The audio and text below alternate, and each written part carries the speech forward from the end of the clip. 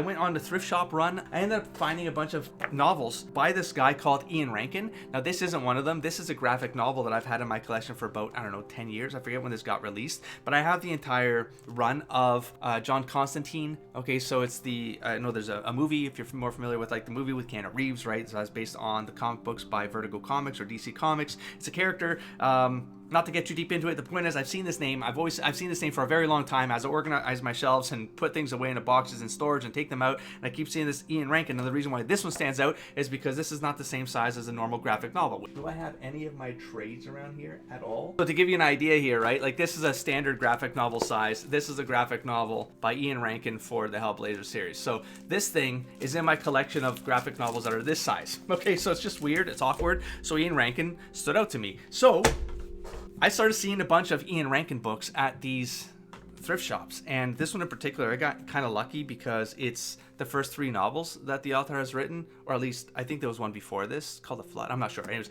I had to look him up just to see like what I might be missing in the series.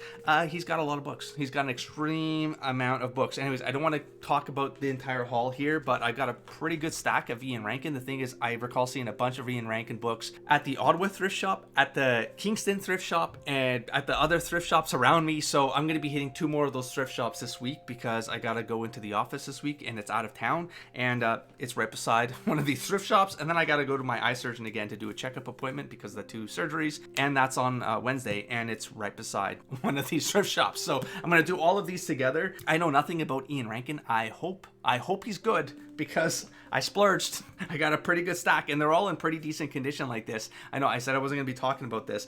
This one's got some bowed, like some flared out corners and stuff like that. But you know what, man? It's 3 of the first novels, and at least I can like get a sense of Ian Rankin if I jump into him. It was in the mystery spy section, which are the shelves I avoid when I go to these thrift shops, because I don't know what to look up for mystery and spy fiction, nor do I really have this inclination to really like, I don't know if I'll enjoy it. I've just never really read it and never gotten into it. So if anyone is familiar with Ian Rankin and you have any thoughts to share, please do. Yeah, because I ended up putting these on a spreadsheet to make sure I track like what books I have and which ones I still need to buy for the collection. And it's a lot. It's a lot of them. So let me know if he's good.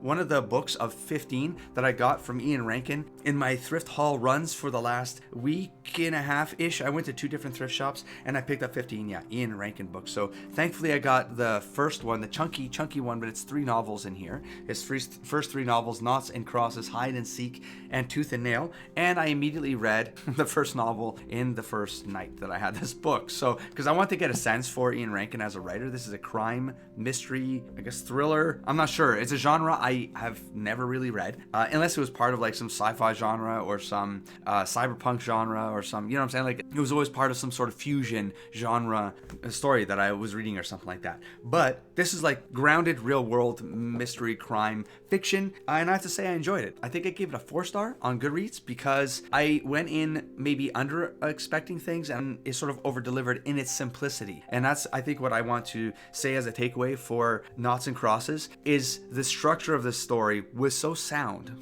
that I really did appreciate the story crafting, I guess, the style and skill of setting up foreshadows. And I know that's a very much a staple of crime fiction, mystery fiction, etc. But in this particular case, I don't know, for some reason the story structure really stood out to me, maybe because of that simplicity. And I have to say there was almost a noir feeling behind the story. Even though it was set in the modern times, it felt like there was like 30s and 40s grit, shadows, rain, whiskey, cigarettes, sexual interactions, but with middle-aged people. It was just fascinating to see something that almost transplanted what I would expect from a 1940s noir fic to modern crime fiction storytelling. So I'm kind of looking forward to Hide and Seek and Tooth and Nail.